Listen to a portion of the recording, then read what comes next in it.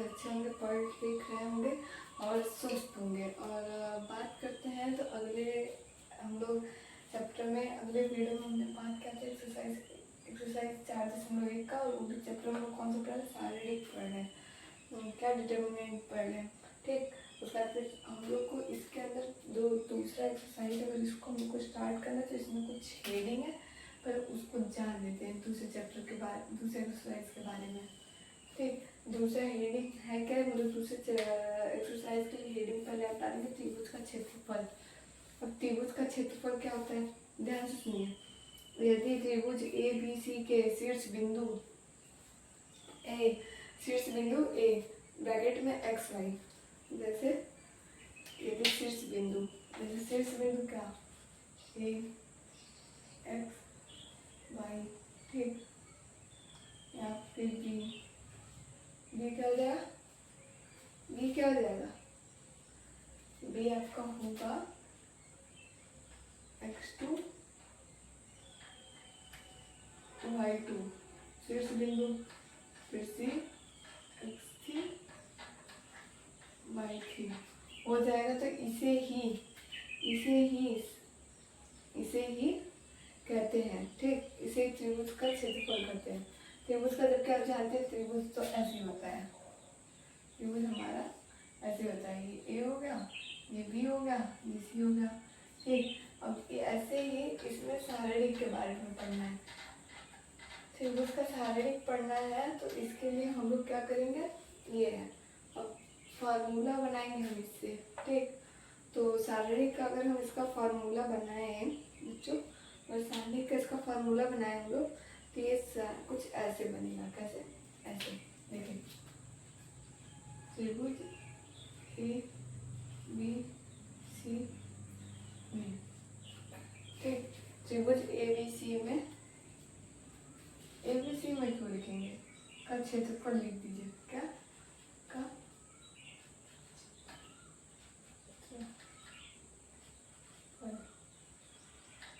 क्षेत्रफल।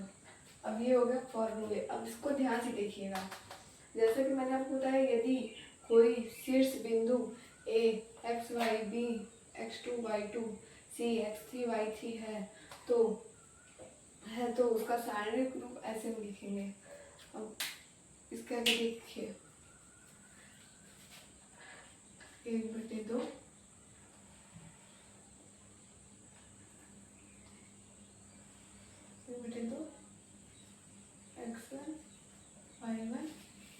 x1 y1 बराबर 1, x2 y2 1, x3 y3 1, ठीक।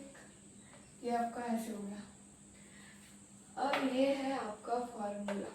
अब इसी को ध्यान से देख लीजिए, जैसा कि मैंने आपको बताया, यदि कोई त्रिभुज ए बी सी है, ठीक, और ए एक्स वाई है, बी x2 y2 है, सी x3 y3 है, तो उसका शारीरिक मान ऐसे हम लिखेंगे। त्रिभुज का शारीरिक मान हम ऐसे लिखेंगे, किसका, त्रिभुज का शारीरिक मान हम ऐसे लिखेंगे, त्रिभुज ए बी सी का क्षेत्रफल 1/2 x1 y1 x2 y2 x3 y3 बटे 1, मतलब 1, ठीक, ऐसे लिखेंगे। यहाँ तक तो हो गया। अब हम जैसे इसमें कुछ सवालों की बात करेंगे, ठीक। अब इसमें हम, और सबसे पहले बड़ी बात, नोट की बात कर लीजिए। इसमें एक नोट है, इसमें कुछ पढ़ना नहीं है, डायरेक्ट हम लोग एक्सरसाइज पे आएंगे। इसमें आप एक नोट की बात लीजिए, क्या, देखिए, त्रिभुज का कोई भी मान हो, ठीक, त्रिभुज का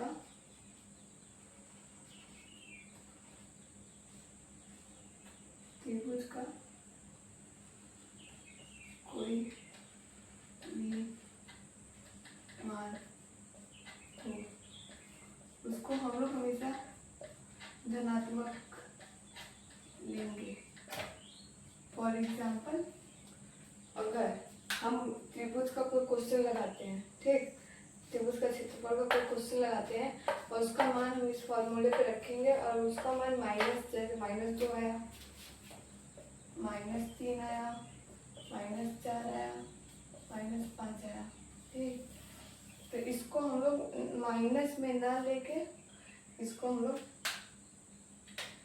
पॉजिटिव में लेंगे, किसमें, प्लस में लेंगे। माइनस में है तो कोई बात नहीं है, अब ये मत सोचिएगा माइनस में है तो हमारा आंसर ही गलत हो गया, सर बता देंगे प्लस में लगा तभी लेंगे, नहीं। अगर माइनस है तो उसको आप प्लस समझ लीजिएगा। अब आप जानते हैं मैथ के स्टूडेंट हैं तो आपको तो इतना ही करना पड़ेगा, आपको हर चीज माननी पड़ेगी, जबकि मैथ में ऐसा होता नहीं है, बस उसको मानना पड़ता है, ठीक। अब ये हो गया। अब हम लोग चलेंगे, एक आपको इसी में एक ना सवाल करके दिखा देते हैं ताकि आपको कुछ क्वेश्चन ना लगे, मतलब कुछ जैसे लगे ना कि नहीं गलत बताया गया है या फिर हमें ठीक समझाया नहीं है। मैं आपको एक सवाल बता दे रही हूँ क्योंकि ऐसा तो होता नहीं है, लेकिन इत्तेफाक की बात है, क्या पता अगर क्वेश्चन बन गया तो।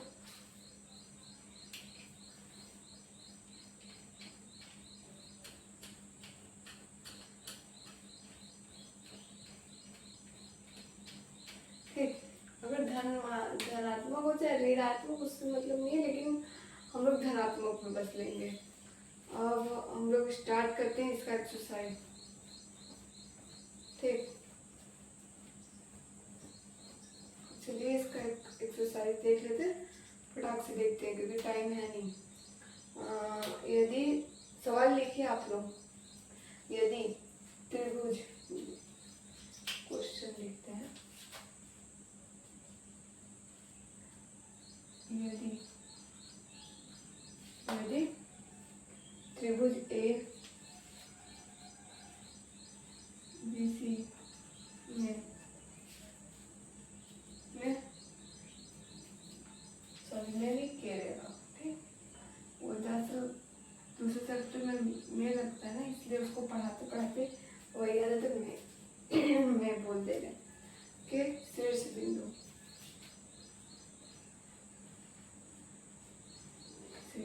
अब चाहे शीर्ष बिंदु लिखे चाहे बस शीर्ष लिख कर छोड़ दीजिए, उसमें कोई वो नहीं है। अब शीर्ष बिंदु लिख रहे तो इसको ऐसे लिखेंगे, ए 3 8 क्या 3 8 तथा बी लिखेंगे या डायरेक्ट भी लिख दे, नहीं तो सी है ना तो वहाँ लिख देंगे, ठीक।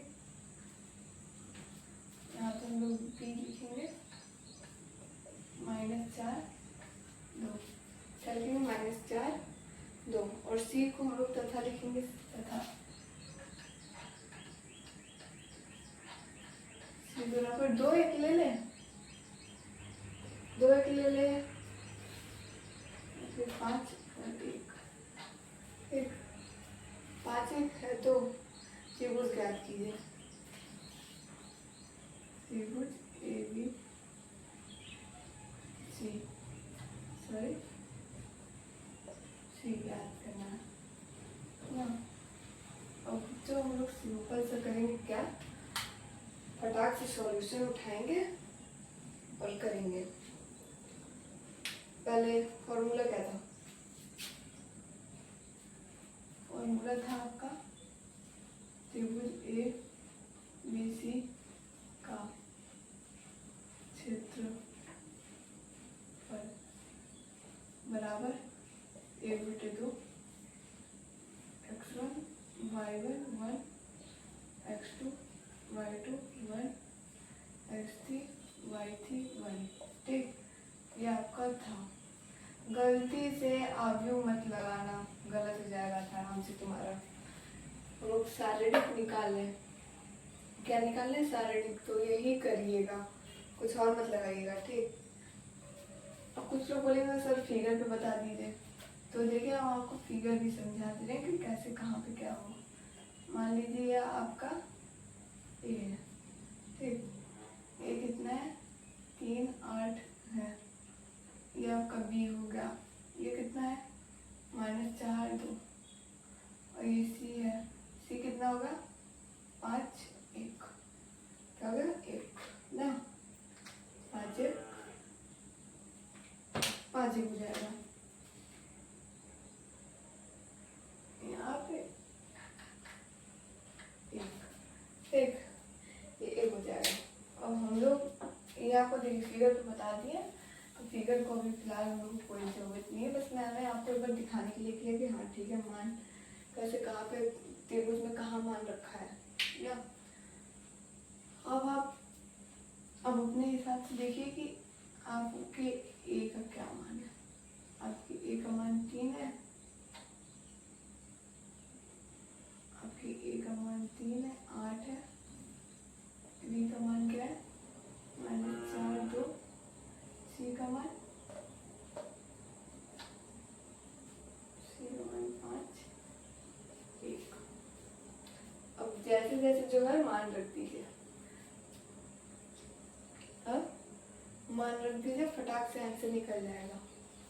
मान रखने से आंसर नहीं निकलेगा, अभी तो मजा आएगा करने में। अभी आप लोग देखिए तो -4 2 5 1 1 हो गया। अब क्या करना है, बस इतना ही छोड़ देंगे? नहीं, पिछले चैप्टर में बताया था कि हम लोग शारीरिक को हल कैसे करते हैं। अब हम R1 का प्रसार करेंगे। क्या करेंगे? R1 का प्रसार। ठीक, R1 का प्रसार फटाक से करिए। चलिए,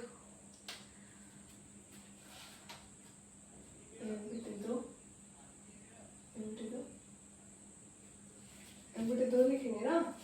हाँ, 1/2। ठीक, 1/2। फिर इसको हम लोग लिखेंगे 1/2। क्या करूँ, डायरेक्ट मान लेती हूँ? पिछले वाले में तो बताएंगे, डायरेक्ट लिखते हैं। ठीक, 1/2। अब इसका जैसे कि मैंने आपको बताया था, इसका गुणा इसमें, इसका गुणा इसमें, हम स्तंभ और पंक्ति को ढकेंगे, जो हमें बस दिखेगा वही हम लोग मान पुट कर देंगे ना। तो यहाँ पे आपका 2 और 1 आएगा, निकाल लीजिएगा ना।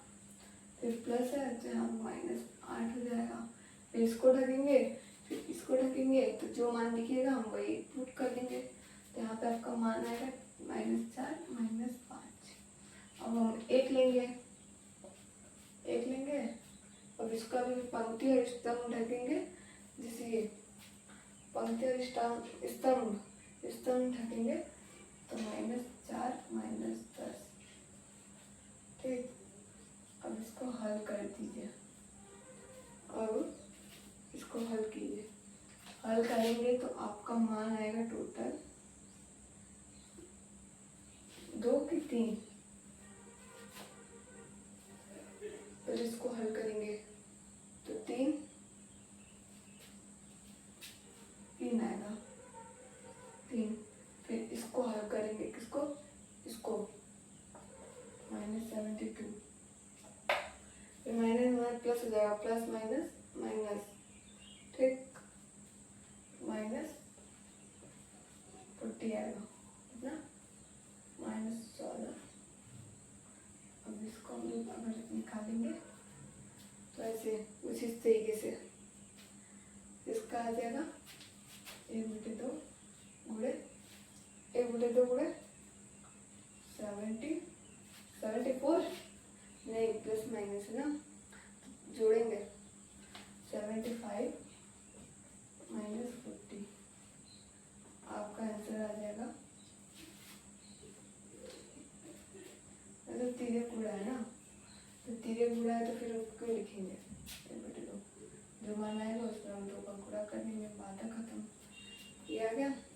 तो इसका आपका आ जाएगा 61 वर्ग इकाई। ये आपका आंसर होगा, 61 वर्ग इकाई। ये आपका आंसर होगा ना। तो फटाक से इसको स्क्रीनशॉट ले लीजिए, फिर आराम से कीजिएगा। ये आपका एक्सरसाइज का एक बस हेडिंग जो मैंने बताया था, उसमें आपको बस एक छोटा सा एग्जाम्पल बताया कि हाँ इस क्वेश्चन पे कैसे क्वेश्चन होगा, मतलब इस रीडिंग पे कैसे क्वेश्चन बनेंगे तो आपको कैसे सॉल्व करने हैं। ठीक, आशा करते हैं कि मैं आपको एक बता देंगे, आप होमवर्क के रूप में सारा अपने से करेंगे। अब हम लोग बुक एक्सरसाइज पे आते हैं। किस पे? बुक एक्सरसाइज पे 4.2 पे आते हैं। इसको भी रेज करते हैं क्योंकि हमारा रीडिंग का काम खत्म हो गया है। हम लोग एक्सरसाइज पे आते हैं।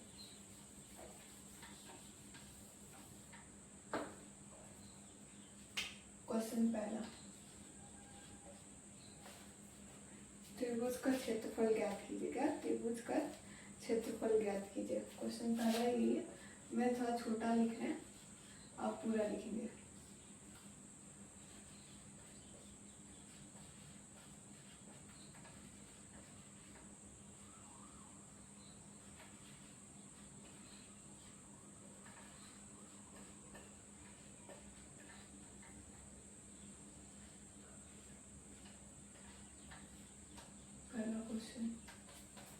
पहला क्वेश्चन क्या है, मैं आपको एक ही बताएंगे और बाकी सब आप लोग करेंगे।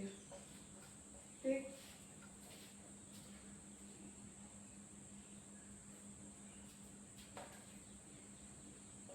एनसीईआरटी का बुक खोल के रखिएगा। एनसीईआरटी का बुक खोल के रखेंगे तो आपको 4.2 का पहला सवाल यही दिखेगा।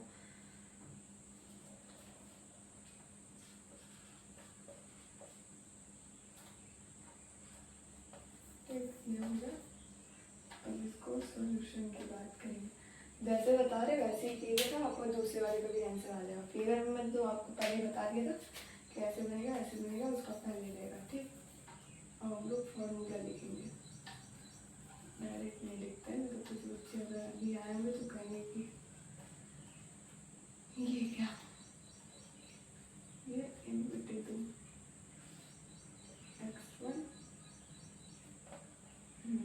x1 y1 x2 y2 x3 y3। Okay, फटाक से ये आपका ए का मान है, ये आपका बी का, ये आपका सी का। फटाक से इसमें मान पुट कीजिए। 1/2 1 0 1 6 0 1 4 3 1। ठीक, अब इसका मान R1 का फटाक से प्रसार कीजिए। 1/2 1 लेंगे, 0 -3 का 3। ठीक, ये तो पूरा मान इसका 0 याद है, लेकिन फिर भी मैं आपको सामने आकर कर दे रहे हैं। 6 कम 6 -4। ठीक, 1 6 4 12 6 3 2 6 3 3 6 3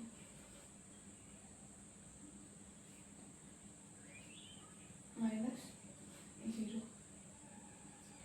अब इसको हल करेंगे तो आपका मान आएगा 1/2। ठीक, देखिए 3 में से 0 में से 3 जाएगा तो आपका 3 बचेगा। क्या बचेगा? 3 ही।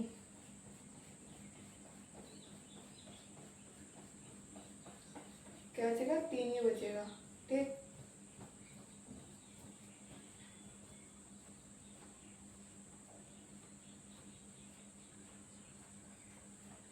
तीन ही बचेगा।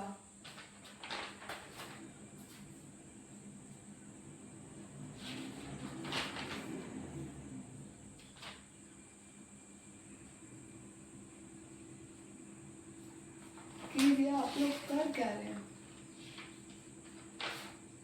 सवाल दिए, कम से कम एक सवाल तो कीजिए। सर मुझे पानी पीने चल गए इसलिए थोड़ा सा लेट होगा। -3 + 18 इसको करेंगे तो डायरेक्ट में आंसर का मान लिख रहे हैं। ठीक, आपका आ जाएगा कितना? 15। ठीक, तो आपका आंसर आ जाएगा 15/2, जो कि 15 तो कटेगा नहीं ना, 15 वर्ग इकाई।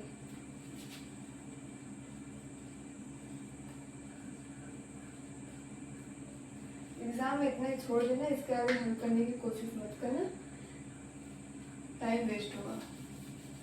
क्योंकि हर एक सवाल का समय निर्धारित है, तो उसी के हिसाब से सवाल कीजिएगा और जल्दी जल्दी पेन अपना वो हाथ में ना चलाना, उसको चलाइएगा। ठीक, अब इसी तरीके से आप दूसरा भी खुद से करेंगे। क्या?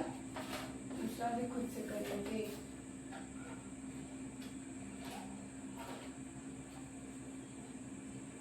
दूसरा भी खुद से करेंगे।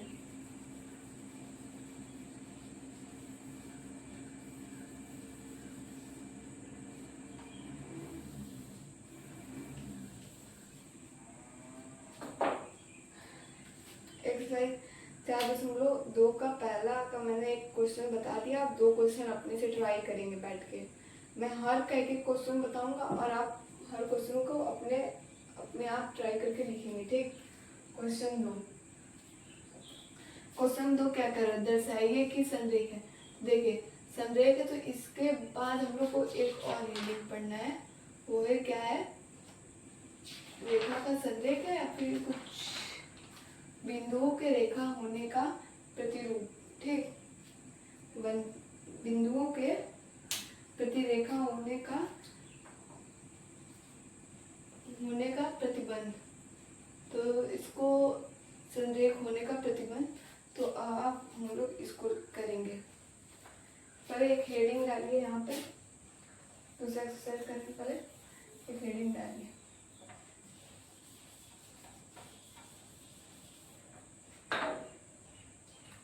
संरेख, बिंदुओं के संरेख होने का प्रतिबंध। ठीक,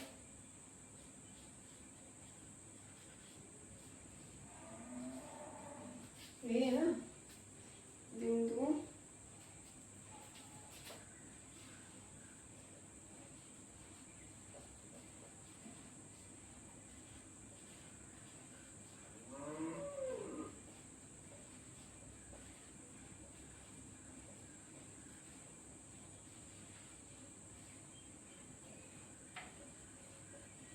बिंदुओं का संरेख होने का प्रतिबंध। इसमें हम लोग मानेंगे, माना तीन बिंदु है, क्या 3 बिंदु का ए, ठीक, माना 3 बिंदु है ए बी सी। तो वही पहले वाले ही लिखेंगे जो हम लोग अभी क्षेत्रफल वाला पढ़े हैं, वही वाला लिखेंगे। ठीक,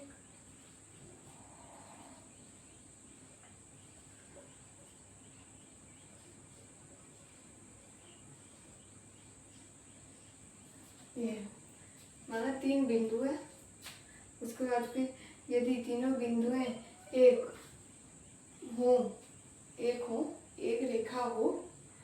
रेखा हो और उसमें स्थित हो। ठीक, यदि ये 3 बिंदुएं जो हैं एक रेखा हो और एक ही रेखा में स्थित हो, तो बिंदुएं संरेख का होंगी। ठीक, और ये जो तीन है एक ही रेखा पे स्थित हो, मतलब समझे, एक ही रेखा पे स्थित हो। मान लीजिए यहाँ पे ए हो जाए, यहाँ पे बी हो जाए, यहाँ पे सी हो जाए, एक ही रेखा पे स्थित होगा तो संरेख बिंदु कहलाएगा। क्या? आपका संरेख बिंदु कहलाएगा। ठीक, संरेख बिंदु कहलाएगा। उसके बाद फिर और जब एक ही रेखा पे स्थित होगा तभी, याद रखिएगा। ठीक, तो आपका ये संरेख कहलाएगा। अब चलिए इसको कुछ इसके भी फॉर्मूले हैं, इसको भी देख लेते हैं। ठीक, फॉर्मूला क्या है, फॉर्मूला आपका रहेगा, लेकिन इसमें एक बात है कि ये देखिए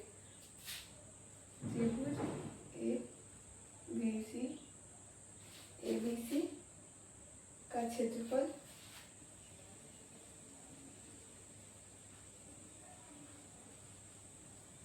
जीरो रहेगा। अब आपको रीजन तो पता ही है, जीरो क्यों रहेगा। ठीक, तो अब वही करना नहीं है, बस वही सेम फॉर्मूले है, बस इसमें आपको क्या करना है, यहाँ पे 1/2 करके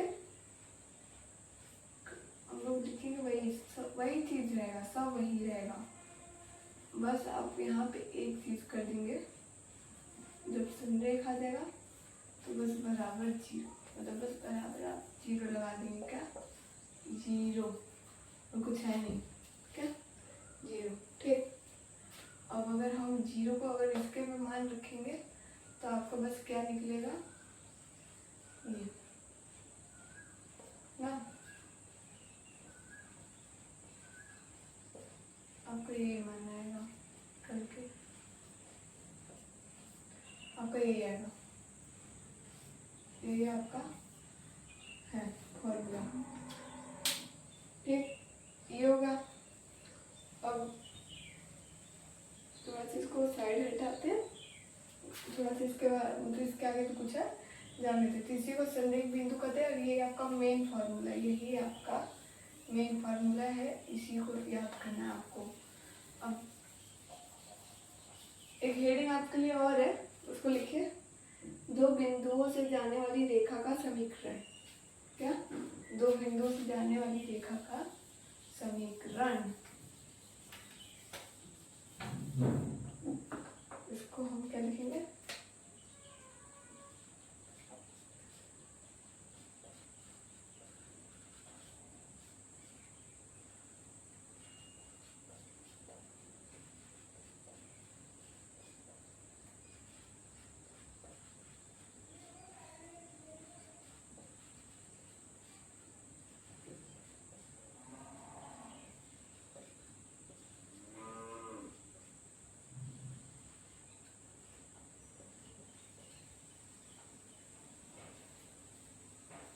हमारा समीकरण है ना।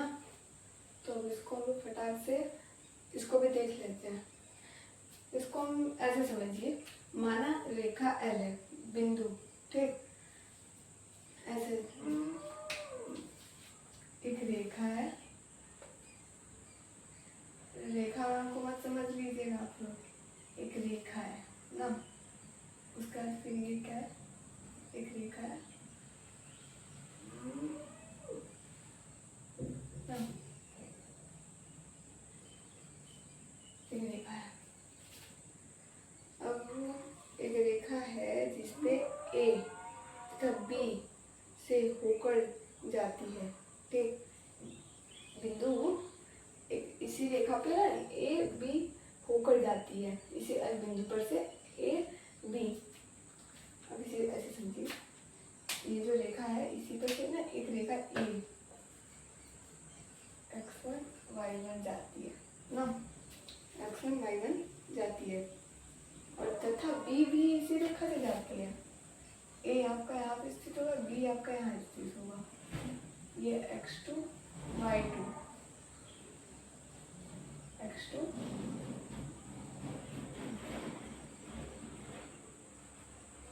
y2 से जाती है। तो ये दोनों एक ही रेखा, एक रेखा का नाम L है, उसी पर से दो बिंदु जाती है, एक का नाम A है, एक का नाम B है ना, जाती है, तथा रेखा पर एक अन्य बिंदु P x y स्थित है।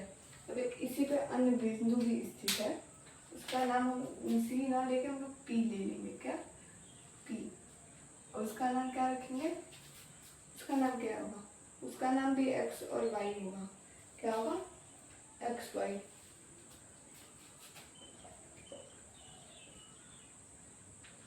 ठीक, देखिए आपको ये दोनों एक समान लग रहा होगा, इसलिए मैं थोड़ा सा यहाँ पे चेंज कर दे और इसको x1 y1 मान लीजिएगा।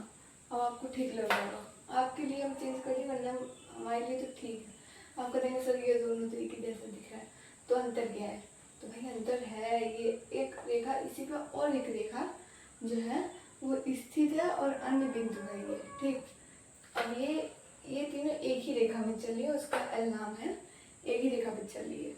तो बिंदु ए बी, जो बिंदु ए बी तथा बी एक रेखा एल में स्थित है, एक ही रेखा में स्थित रहेगा ये, ठीक।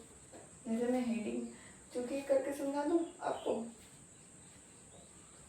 या फिर ऐसे ही समझ लीजिए। ए बी जो है, ए बिंदु, बिंदु ए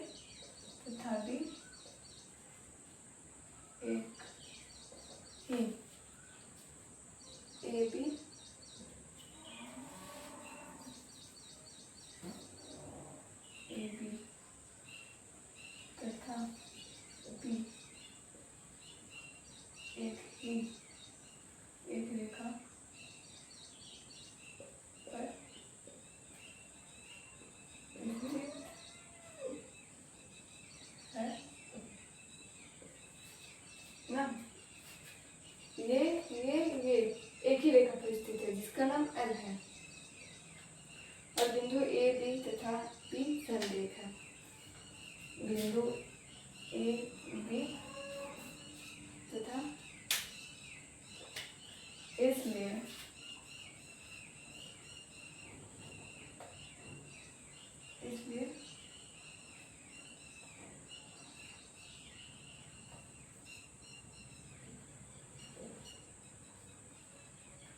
बिंदु ए बी तथा पी संरेख है ना। ये दूसरी वाली हेडिंग का कुछ इम्पोर्टेंट भाग मैंने बताया। अब ये संरेख है तो इसका भी फॉर्मूला क्या होगा, इसका फॉर्मूला सिंपल सा होगा, बस वहाँ पे आपको ये लग गया था, मतलब वहाँ पे आपको जीरो लग गया था, यहाँ पे भी जीरो रहेगा। देखिए अक्सर y1 1 ठीक, x2 y2 1 x y 1, ये वाला पोर्शन यहाँ रखाएगा, ये वाला ये यहाँ पे रहेगा बराबर 0। आपका ये क्या जाएगा बराबर 0, बस यही है ठीक, यही फॉर्मूला है आपका, यही फॉर्मूला है। अब इसको नोट कर लीजिए, फटाक से नोट कर लीजिए, ताकि आप लोग को जब सवाल करने बैठिए तो आप लोग को कोई दिक्कत ना हो।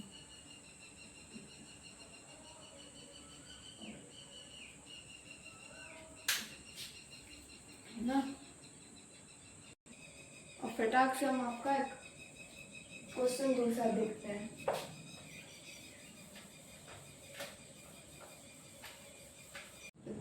उसके बाद फिर हम लोग क्वेश्चन दूसरा देखने वाले हैं, जैसा कि मैंने आपको बता दिया कि कैसे करेंगे ठीक। तो दूसरा क्वेश्चन हम लोग देखेंगे, क्या है, दर्शाइए कि बिंदु ए, क्वेश्चन दूसरा,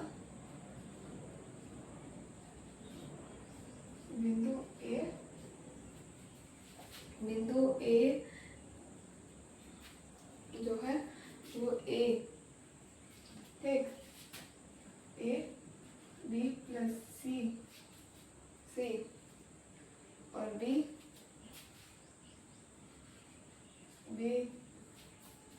आपका हो जाएगा बी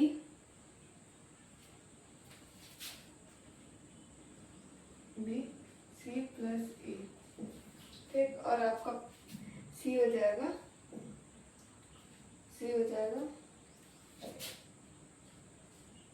ए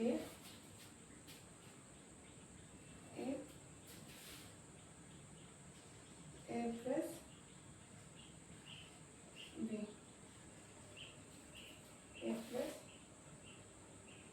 बी हो जाएगा ठीक, ए प्लस बी। सिंपल सा है, ज़्यादा टाइम लगेगा नहीं, फटाक से करते हैं। Formula x1 y1 x2 y2 1 x3 y3 1, बस यही रहेगा फॉर्मूला ठीक। अब फटाक से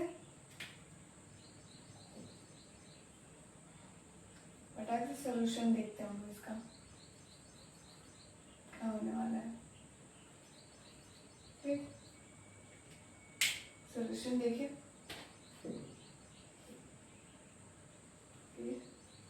बी सी एक, बी सी एक सी नहीं, ए प्लस बी एक, इस तरीके से हम लोग इसको लिखेंगे ना। अब फटाक से इसका कर दीजिए R1 का प्रसार, आप देख सकते हैं R1 का प्रसार करने पर, तो मैं फिलहाल इतना ही लिख रहा हूँ ठीक। अब इसको हम लोग ऐसे करेंगे, मैं डायरेक्ट लिख रहे हैं, आप लोग डायरेक्ट चाहे तो आप लोग डायरेक्ट लिख रहे हैं ऐसे ठीक।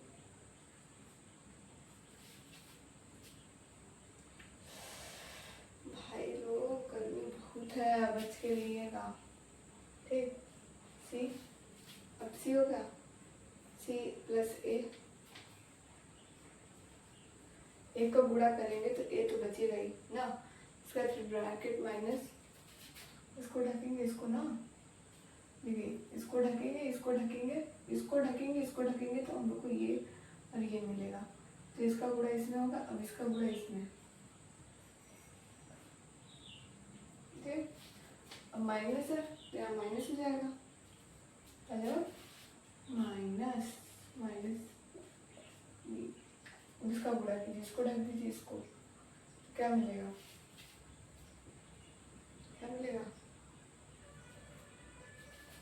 ऐसे कर दीजिए, इसको ढक देंगे, इसको ढक देंगे तो बी माइनस ए, अब एक, ठीक, ए इसको ढकेंगे, इसको, फिर आपका ए प्लस बी स्क्वायर, ओके, उसका फिर आपका आ जाएगा सी प्लस ए स्क्वायर, यही आएगा ना।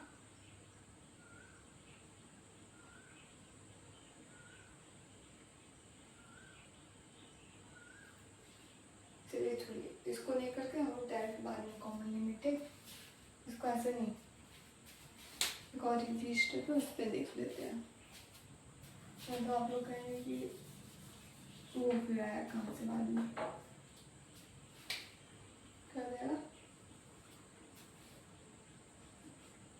बी, ठीक, इसको करेंगे बी, बी जब बाहर निकालेंगे तो क्या बचेगा अंदर, ए प्लस बी,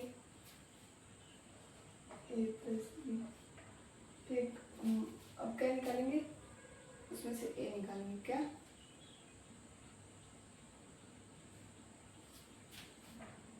अच्छा सी निकालेंगे, सॉरी,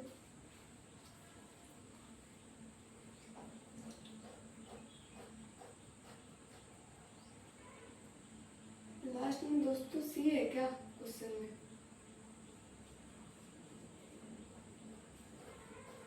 ओ सॉरी सॉरी दोस्तों, यहाँ पे सी हुआ, तभी मैं कहूँ कि इसमें ए बाहर निकलेगा कैसे, तो सी बाहर कैसे निकलेगा, सी है, ठीक, यहाँ क्या होगा आपका सी होगा, अब सी, तो ये होगा, अब इसमें हम लोग क्या लेंगे माइनस, और माइनस लगा के फटाक से सी बाहर निकाल देंगे, ठीक, सी माइनस प्लस ए सी, ठीक, अब इसको फटाक से इसका पूरा भाग कीजिए जल्दी से, ये कर देंगे ब्रैकेट में सी प्लस ए माइनस ए, माइनस कर सी भी माइनस हो जाएगा, माइनस बी, ठीक, अब बी स्क्वायर हो जाएगा, क्या हो जाएगा बी स्क्वायर सी स्क्वायर, देखिए यहाँ पे बी कर दो था, क्या हो जाएगा बी स्क्वायर सी स्क्वायर हो जाएगा, ठीक, बी स्क्वायर सी square, B square minus C square, okay, अब फिर इसको जोड़िए, इसको ए बी को जोड़ दीजिए, क्या करिए ए बी को जोड़ दीजिए, बी स्क्वायर को अलग लिख दीजिए, फिर माइनस सी ए को जोड़ दीजिए, प्लस सी स्क्वायर को अलग लिख दीजिए, ठीक है,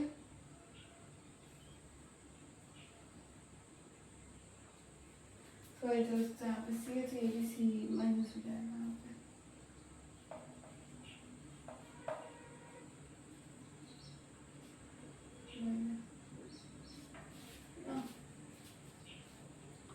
हो गया, अब फटाफट अब उसको गुणा कर दीजिए, इसका गुणा क्या करेंगे, गुणा करेंगे ना, अब इसको जोड़ दीजिए, A C minus A B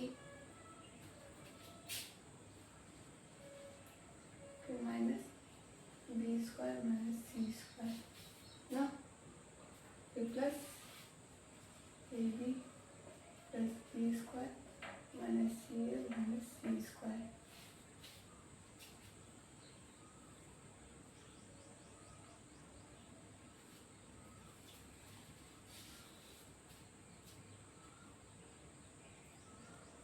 हो गया?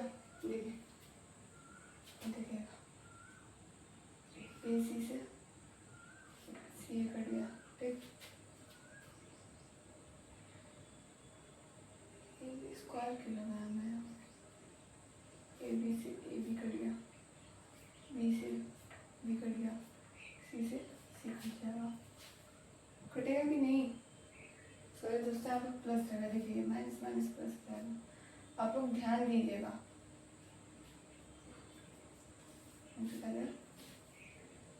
जीरो से हो गया ना,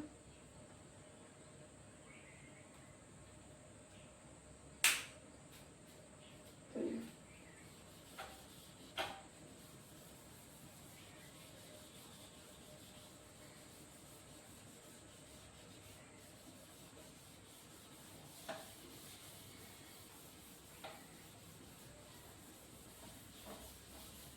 मैंने आपको ऑलमोस्ट आधी से ज़्यादा चीज़ें बता दी है। अब क्वेश्चन तीसरा देखेंगे, क्या तीसरा, ठीक, तीसरा का एक ही बताएंगे, बाकी आप करेंगे।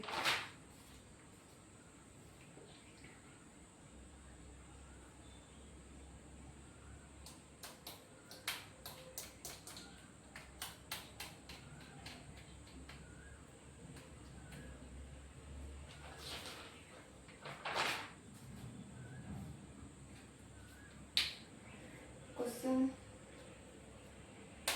दूसरा हो गया, क्वेश्चन तीसरा फटाक से देखते हैं। क्वेश्चन तीसरा ना, क्वेश्चन तीसरा आपका है क्या? देखिए क्वेश्चन तीसरा आपका इम्पोर्टेंट है, क्या है? इम्पोर्टेंट है, ठीक। प्रत्येक में आर का मान ज्ञात कीजिए यदि त्रिभुज का वर्ग 4 है, 4 वर्ग इकाई है, 4 शीर्ष बिंदु निम्नलिखित है।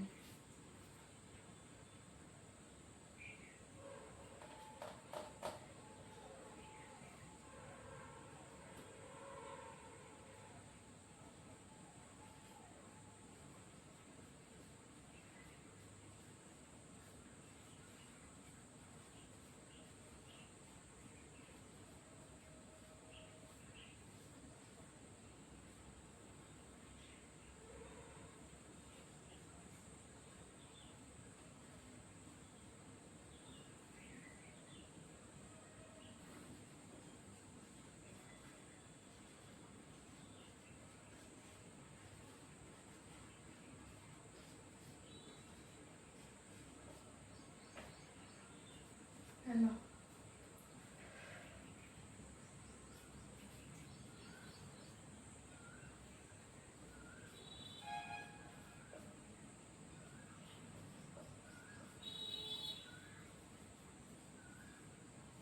ठीक,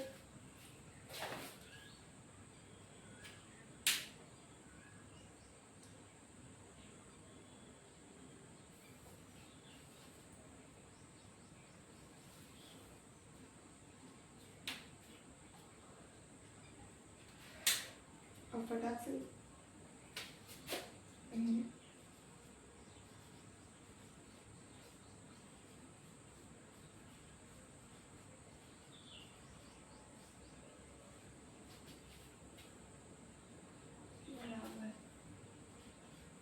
बराबर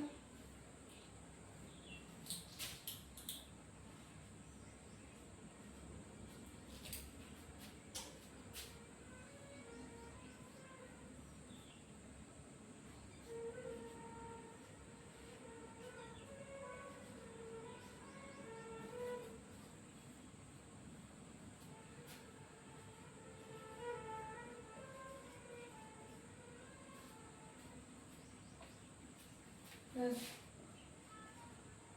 x2 y3 y1 ++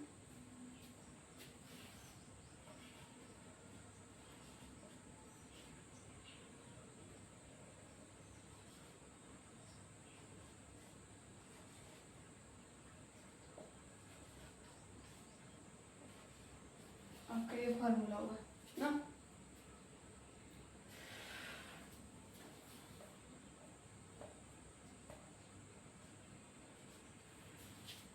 पूरे का हो गया। यहाँ पे प्लस ही रहेगा। अब आप लिख सकते हैं इसके हिसाब से। अब क्या लिखेंगे, क्षेत्रफल दिया है ±4, ठीक। 1/2। x1 का मान क्या है, y2 का मान क्या है 0, तो -2। x2 का मान क्या है, x2 का मान क्या है 4। y3 का मान क्या है, y3 का मान 2।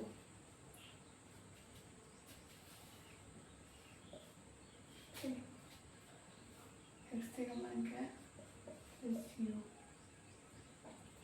y1 का मान 0 y2 का मान 0,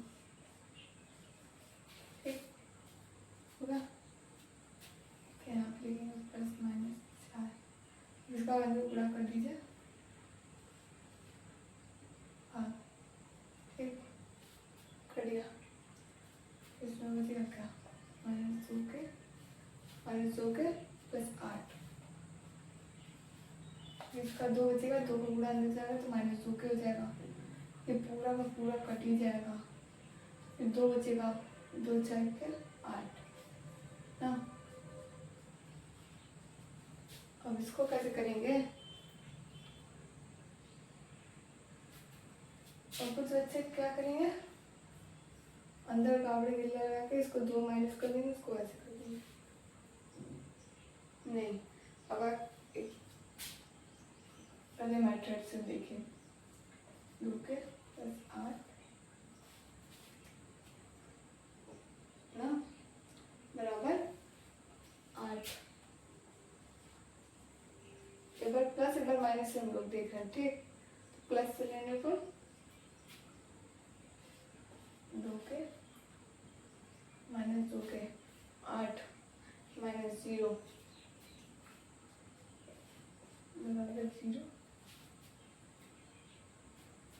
तो के बराबर क्या आ जाएगा 0, ठीक। दूसरे मैट्रिक्स से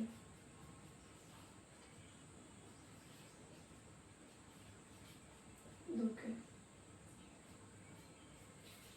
के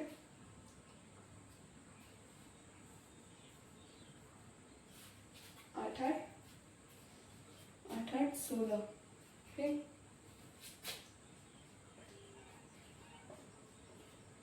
के का मान आ जाएगा 2 8 2 8, ठीक। तो आपका आ जाएगा 8 चीज, ये आपका आएगा, ओके। इसके के स्थान पे या तो 8 रखिए या तो 0 रखिए तो मान आ जाएगा ना। इसी तरीके से हम दूसरा वाला भी करेंगे अपने से। इम्पोर्टेंट है ना, पहले ही बता दिए हैं आपको, कोई चीज़ की दिक्कत नहीं होनी चाहिए। और कोई चीज़ में दिक्कत हो तो आप कमेंट कर सकते हैं। चलिए फटाक से क्वेश्चन तीसरा देख लेते हैं। क्वेश्चन चौथा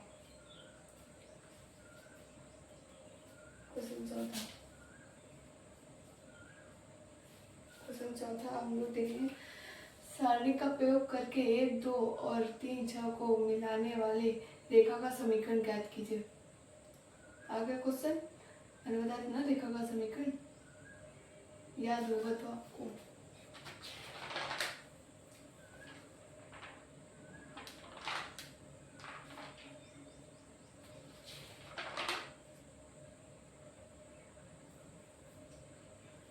ठीक, तो अब हम लोग पहला ही ज्ञात करेंगे, ठीक। क्या करना है, रेखा का समीकरण ज्ञात कीजिए। क्वेश्चन लिख दे रहे मैं,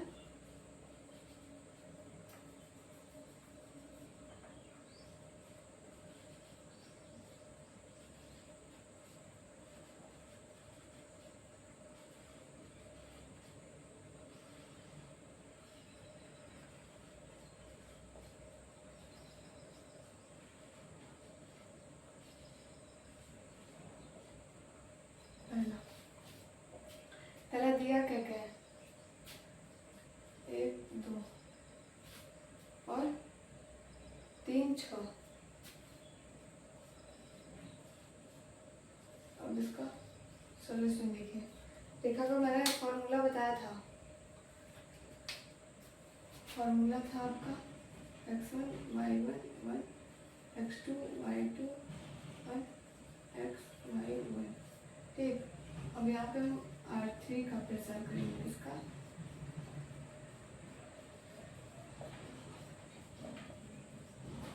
इतना नहीं लिखेंगे, R3 का प्रसार और फटाक से R3 का प्रसार करेंगे तो क्या होगा, 2 - 6। डायरेक्ट कर रहे हैं आप लोग, मिला लीजिएगा। -y 1 - 3 प्लस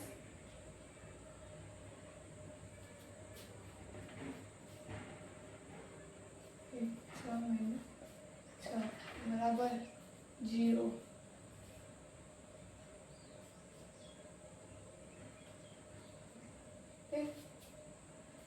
अब इसको अगर हम काटेंगे 4x - 2y।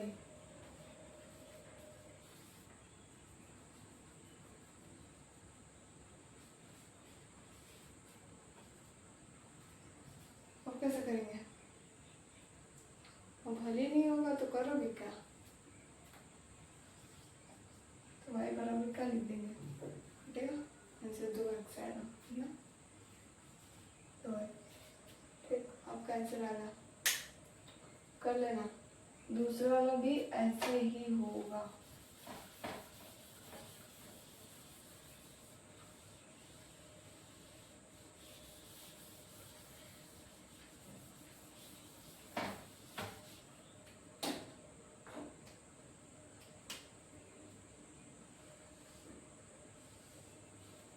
दूसरा वाला भी ऐसे ही होगा।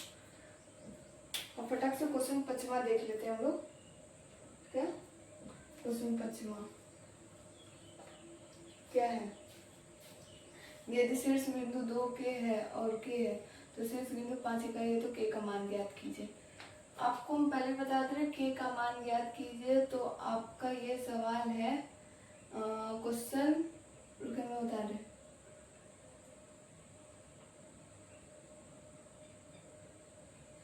आपका ये क्वेश्चन तीसरे जैसा है। आपका ये क्वेश्चन तीसरे जैसा एकदम सेम क्वेश्चन है। आप इसको हल करेंगे, हल करके आप मुझे कमेंट में इसका आंसर बताएंगे। ठीक, और रही बात इसकी, तो ये एक्सरसाइज हमारा इतना ही था। अब हम लोग अगले एक्सरसाइज में पढ़ेंगे उपसारणिक, उपसारणिक और सवखंड। अब ये पढ़ना है, अगर ये पढ़ लेंगे तो थोड़ा सा हम लोग अपना 20% एक तरीके से कहिए तो कोर्स सिलेबस ख़त्म कर देंगे। फिर हम लोग फटाक से इसके बाद फिर हम लोग उस पर भी चलना है, क्या कहते हैं, अरे क्योंकि मैं आपको देख के बता रही क्या कौन सा चैप्टर है। उसका आगे फिर सततता तथा अवकलनीयता, संतत्य तथा अवकलनीयता। ठीक, ये वाला हम लोग का लेजर है, उसका फिर हम लोग अब इस पे पढ़ेंगे ना। ठीक है, चलिए तब इतना ही वीडियो में। आशा करते हैं कि आप आगे पढ़ाई लिखाई करते रहेंगे और अपना ध्यान रखते रहिएगा। इसी के साथ वीडियो अगर अच्छा लगे तो दोस्तों के साथ शेयर, सब्सक्राइब एंड कमेंट कीजिएगा। और हाँ, लाइक करना मत भूलिएगा और सब्सक्राइब करना। ठीक, थैंक्स वीडियो देखने के लिए। और बैक बेंचर क्लास में आपका ये वीडियो यहीं पे समाप्त होता है और अगले वीडियो के लिए वेट कीजिएगा। तब तक के लिए टाटा बाय बाय। पढ़ाई करते रहिए और ध्यान रखिए।